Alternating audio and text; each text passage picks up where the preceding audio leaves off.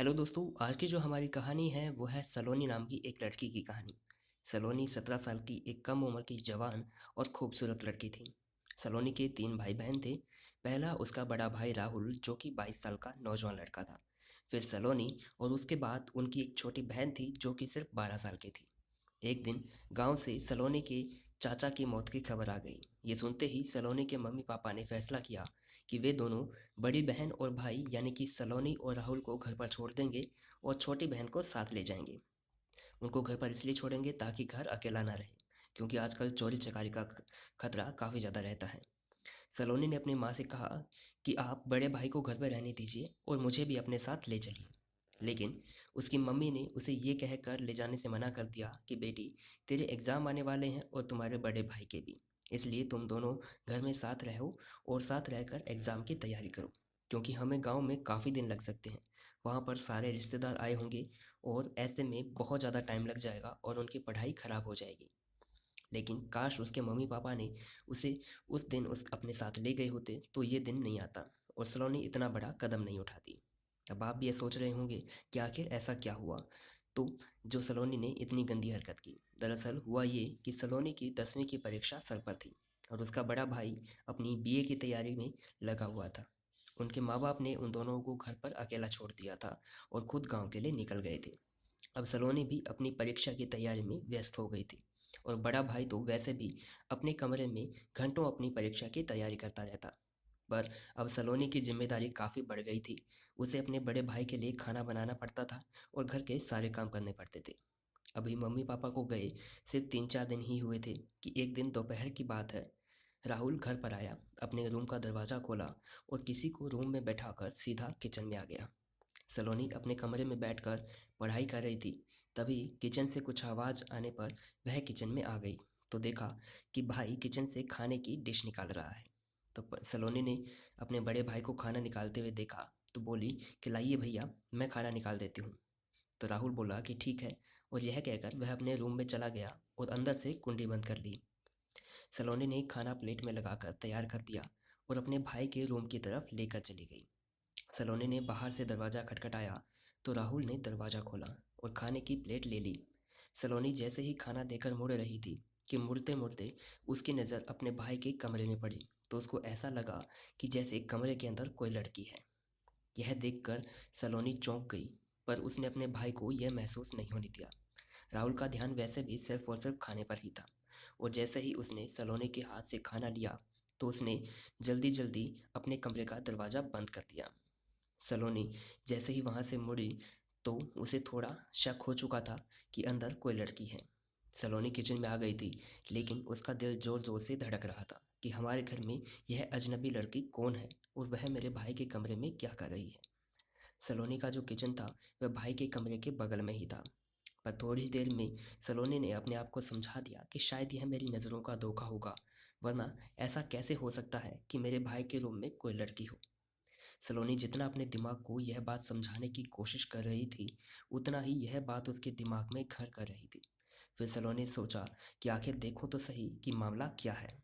सलोनी इतने में राहुल फिर से किचन की तरफ आ गया और सलोनी से बोला कि सलोनी, क्या तुम 2 कप चाय बना दोगी? मैं और मेरा दोस्त कमरे में पढ़ाई कर रहे हैं और मैं जब बाजार जाऊंगा तो घर का सारा सामान ले आऊँगा। तो तुम मुझे लिस्ट बनाकर दे देना कि किस सामान की कमी है, क्योंकि बाद में मैं बाजार नहीं जाऊंगा। सलोनी ने कहा कि ठीक है, मैं 5 मिनट में चाय बना देती हूँ। राहुल वहीं पास में खड़ा चाय बनने का इंतज़ार कर रहा था। तो पल्लवी ने कहा कि आप चले जाइए, मैं चाय बनाकर आपको कमरे में दे दूंगी। लेकिन राहुल ने कहा कि कोई बात नहीं, मैं चाय लेकर चला जाऊंगा। राहुल वहीं खड़ा रहा और थोड़ी देर में चाय बनकर तैयार हो गई।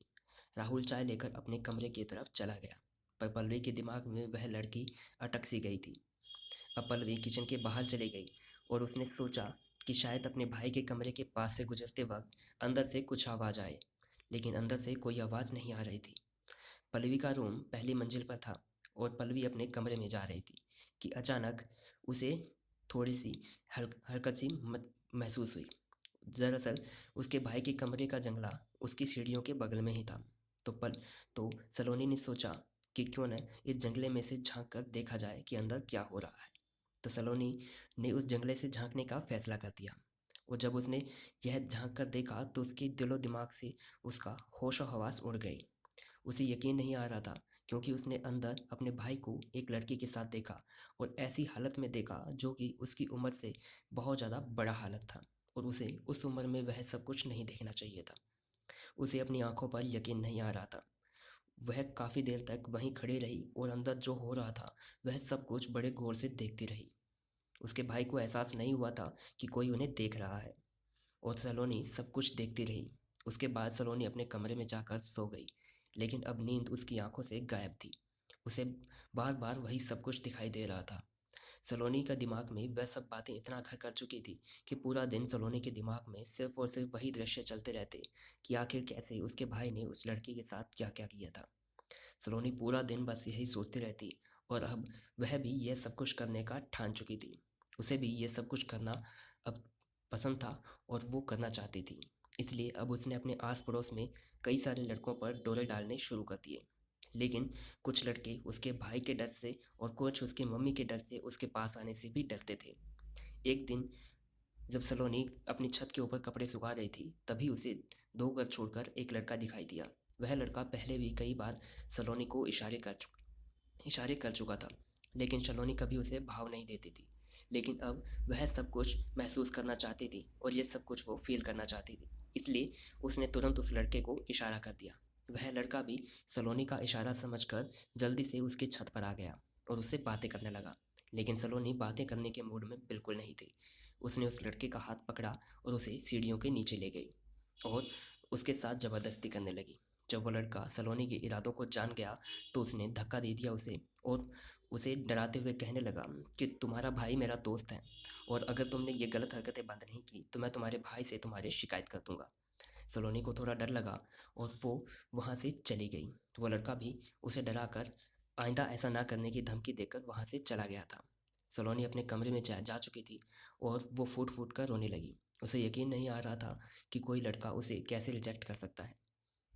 तभी दरवाजे बाहर का दरवाज़ा खुला और उसका भाई अंदर आया। सलोनी ने देखा कि उसका भाई बाहर से आ गया है, तो वो जाकर सीधे अपने भाई के गले लग गई और ज़ोर-ज़ोर से रोने लगी। उसका भाई सलोनी को रोते देख कुछ समझ नहीं पाया और उससे पूछने लगा कि आखिर बात क्या है। सलोनी सिर्फ रोती रही और उसका भाई उसे चुप कराने की कोशिश करता रहा। उसका भाई सलोनी को अपने कमरे में लेकर जाता है और उसे बेड पर बिठाकर पानी का गिलास देता है और उसे पानी पीने को कहता है। सलोनी पानी पीती है और फिर उसका भाई उससे पूछता है कि आखिर बात क्या है।